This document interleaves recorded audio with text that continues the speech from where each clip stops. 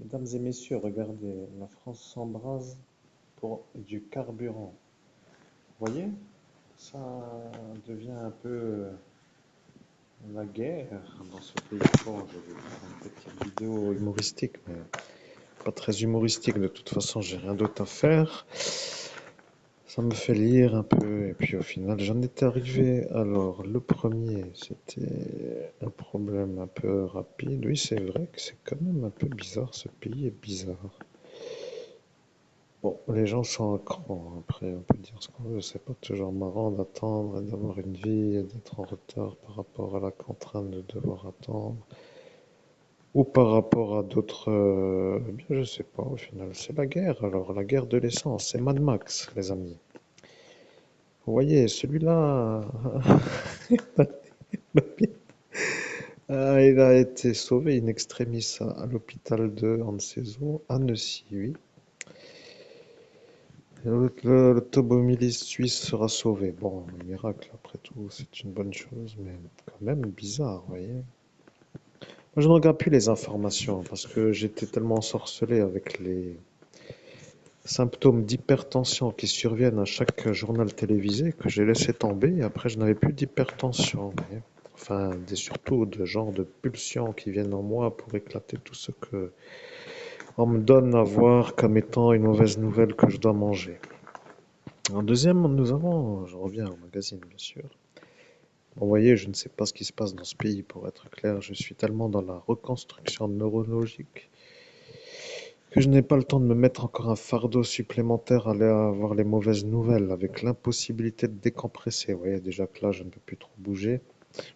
Bon, alors, deuxième marteau, couteau, serpette. Putain, merde, celui-là est encore un peu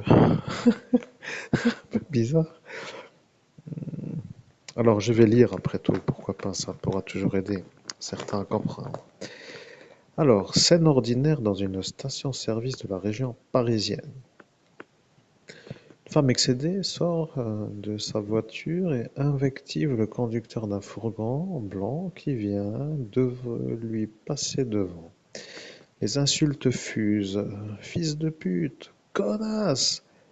L'altercation termine par des crachats et quelques coups. Un peu plus loin, dans un autre poste à essence, des livreurs à scooter n'hésitent pas à doubler les voitures qui patientent, pare-choc contre pare-choc. Ils se servent avant tout le monde, à bout de nerfs. Un motard coincé dans la file d'attente se lance à leur poursuite et leur distribue des coups de casque, tandis qu'un témoin filme la scène avec son smartphone.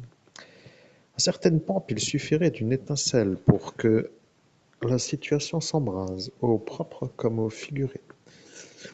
À Deuil-la-Barre, dans le Val-d'Oise, le gérant d'une station-service laisse une aide-soignante prioritaire faire le plein de sa voiture. Un automobiliste furieux face à ce qu'il considère comme un passe-droit se jette sur le pompiste et lui envoie un coup de marteau sur la tête. Un témoin tente de s'interposer, il est frappé à son tour. Voyant cela, son fils descend de la voiture et brandit un couteau pour défendre son père. On évitera de peu le bain de sang généralisé. Ce conducteur sera arrêté par la police. Vous voyez, ce genre de fait divers me fait sourire après tout. C'est un peu Mad Max, vous voyez. C'est Mad Max, je vous l'ai dit. C'est un bon film que j'avais bien aimé, mais il y a une époque lointaine. Bon, revenons-en à la lecture, pardon. Je m'égare. À Riom, en Haute-Garonne, une jeune automobiliste double tout le monde pour aller se servir sans vergogne aux pans réservés aux poids lourds. Le conducteur d'une voiture, âgé d'une cinquantaine d'années, veut l'en empêcher. Le temps monte, un témoin tente là aussi de calmer les esprits. Mauvaise idée. Le quinquagénaire retourne à son véhicule et revient armé d'une serpette. Il faudra l'intervention des gendarmes pour éviter un drame dans une station-service de Nanterre, Haute-de-Seine. Marin, 18 ans, est percuté par un fourgon qui cherchait à le doubler. Vu le physique de toute punaise. Vu le physique de brute épaisse du conducteur, le jeune homme dépité renonce à exiger un constat. J'ai fait la queue depuis 1 heure, je suis fatigué, qu'en fait-il, fataliste, je n'ai pas envie en plus de me prendre la tête. Dans nos stations-service, par les temps qui courent, c'est comme au Far West, autrefois la loi du plus fort l'emporte. Bon, après tout, vous pouvez penser comme vous voulez. Moi, si j'étais à leur place, bon, je ne veux rien dire, j'aimerais bien une voiture électrique. En deuxième voiture, vous voyez, comme ça, quand ce genre de choses-là, débordement de mauvaise conduite généralisée sans être contrôlable par un genre de pulsion de guerre au carburant émerge dans l'esprit de certains, eh bien, je pourrais me dire que voilà la petite prise pour brancher ma petite voiture et hop, nous sommes à l'abri de tout ce genre de ouais, d'inconvénients. Bon, de toute façon, hein, je mets mon avis, mais bon, comme la voiture électrique, c'est un peu bon, une idée qui me vient par rapport à la lecture de ça. Sinon, je n'aurais pas pensé, vous voyez, avoir une voiture électrique. Parce qu'il faut quand même trouver une prise parfois pour charger la batterie. Et des fois, on n'a pas trop le temps d'attendre 2 heures ou 3 heures pour avoir la charge. Vous voyez, ça va plus vite en 10 minutes. Bon, bref, continuons. Alors, où étions-nous? Un homme à scooter reçoit un violent coup de casque. 3,50 € le litre au marché noir, vous voyez. Ce qui est rare est cher. Les racailles et délinquants habituels l'ont tout de suite compris. Le lundi 10 octobre, à Villers-le-Bel, dans le Val-d'Oise, des jeunes déboulent en bande à la station-service de l'avenue des Érables. Aussitôt, ils prennent le contrôle d'une pompe et remplissent des jerrycans sous le regard impuissant des automobilistes qui attendent leur tour. La gérante elle-même n'ose pas protester. Ils m'ont menacé, j'ai eu peur, confiera-t-elle. Leur bidon plein, les jeunes vont-ils payer la note? Évidemment pas. Bien, bon. Que lire d'autre? Nous avons une épidémie de siphonnage aussi qui est intelligent. Bon, c'est un peu la page divertissement, je crois, du magazine, parce que il n'a pas trop s'énerver. Vous voyez, c'est un peu, comme pour dire, quand même un peu divertissant. On est bien là, dans cette épidémie de siphonnage. Alors, plutôt que d'acheter de l'essence pour la revendre au prix fort, d'autres petits malins préfèrent la siphonner dans les réservoirs, une pratique qui se répand partout en France au rythme de la pénurie. À Argenteuil, dans le Val-d'Oise, des voleurs ont vidé le réservoir de 7 voitures garées sur le parking de l'hôpital. Elles appartenaient toutes à des soignants. À Nantes, en pleine nuit, un centre de télésurveillance privée, alerté par le déclenchement d'une alarme sur les images des caméras, voit un individu forcer un grillage et s'introduire sur un chantier boulevard Général de Gaulle. À leur arrivée sur place, les policiers tombent sur un quadragénaire en train de s'affairer autour d'une tractopelle. L'homme qui empeste l'essence reconnaît qu'il essayait de forcer le réservoir. Je n'ai plus de gasoil, j'étais tombé en panne, plaide-t-il.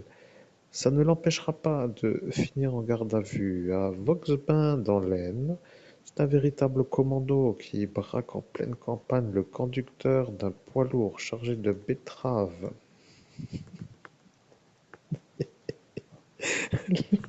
Assiste impuissant au siphonnage de son réservoir depuis les braqueurs courent toujours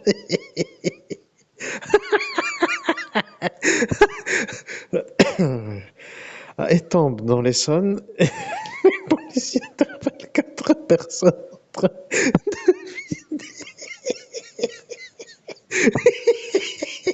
bidant en mal les réservoirs de 2 voitures.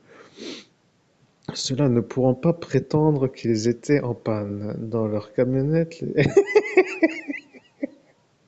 les enquêteurs découvrent 2 cuves presque pleines pour une capacité de 1000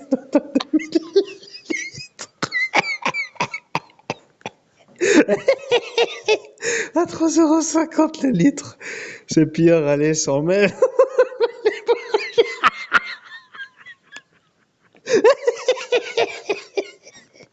Oh putain. Ah mon Dieu, qu'est-ce qu'il faut pas entendre? Bon, des fois on rigole, hein. Je remercie le magazine de détective de m'apporter une touche de bonne humeur parce que je commence à être un peu dans le marasme de la régularité, de rien d'autre que rien. Ça me fait. Bon, vous comprenez, ça me sort de l'ordinaire. Bon, bref. Prochain sujet. Malaise dans les rangs. Ah, j'espère qu'attendez, voir, il y a encore une page. Ah non, derrière. Ah oui, derrière, c'est autre chose. Tout ça, ma page. Page numéro, je ne sais combien. Bon, il n'y a pas marqué le numéro de la page, c'est pas grave.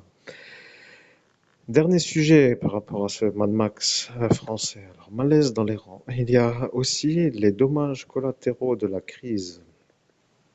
Vendredi 7 octobre, à Breuil-le-Vert dans l'Oise, 2 gendarmes surveillent les files d'attente qui s'étirent devant la station-service du supermarché Auchan. Sage précaution quand le pompiste annonce qu'il n'y a plus une goutte de carburant dans les cuves.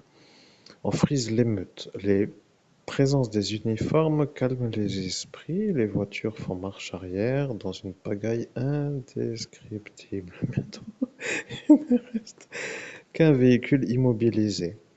Intrigués, les gendarmes s'approchent. Le conducteur, un homme d'une cinquantaine d'années, est affalé sur son volant, terrassé par une crise cardiaque. Grâce à un massage immédiat, on parvient à faire repartir son cœur, puis à transporter d'urgence le malheureux à l'hôpital. Il est aujourd'hui dans un état stable, coup de stress provoqué par l'attente, intoxication aux vapeurs d'essence. Quoi qu'il en soit, sans la présence des gendarmes, cet homme serait sans doute mort. Bon, après tout, c'est un peu comme ça parfois. Mesdames et messieurs, voilà, il n'y a rien d'autre à dire. C'est un sujet qui était un peu une sorte de prise de conscience. Alors, si vous êtes étranger et que vous voulez venir en France, vous pouvez venir, c'est l'heure. Pas de problème. Et comme vous voulez, vous pouvez venir avec la voiture. Et si vous voulez venir, vous pouvez aller vous mettre dans l'hypothèse de vous faire des longues files d'attente. Bon, moi, perso, je veux dire par là, moi qui ne regarde plus les infos, je ne savais pas que c'était ça. Ah bah, je voyais que c'était déjà un peu, toujours et toujours, mais bon, vous voyez, bon, il suffit de ça pour que tout le monde devienne fou après, vous voyez, ça démarre vite. Un peu, des fois, les nerfs à vif. Les gens n'ont pas envie d'attendre, de perdre du temps, imaginez-vous voir. C'est vrai que quelque part, dans une vie d'activité où la perte de carburant est vue comme une genre de torpillage de la réussite, eh bien, ça devient la lutte, surtout pour ceux qui travaillent pour payer le loyer et qui ont besoin d'aller au travail. C'est ça ce que les gens, parfois, comment dire, ne savent pas trop comment dire, on peut pas toujours dire que c'est d'habitude toujours comme ça, mais bon, et puis voilà, ça devient cher et ça devient un peu. Eh bien, vous voyez ce que vous voyez après tout, de toute façon, comment le dire, toujours est-il que c'est un peu le divertissement de ce magazine, si on peut dire ça comme ça change des autres sujets, vous voyez, c'est un peu les gens qui ne sont pas entièrement partis. Bon, continuons, à bientôt pour le prochain sujet intrigant peut-être. Merci et à très bientôt pour la suite de notre travail fabuleux de médias.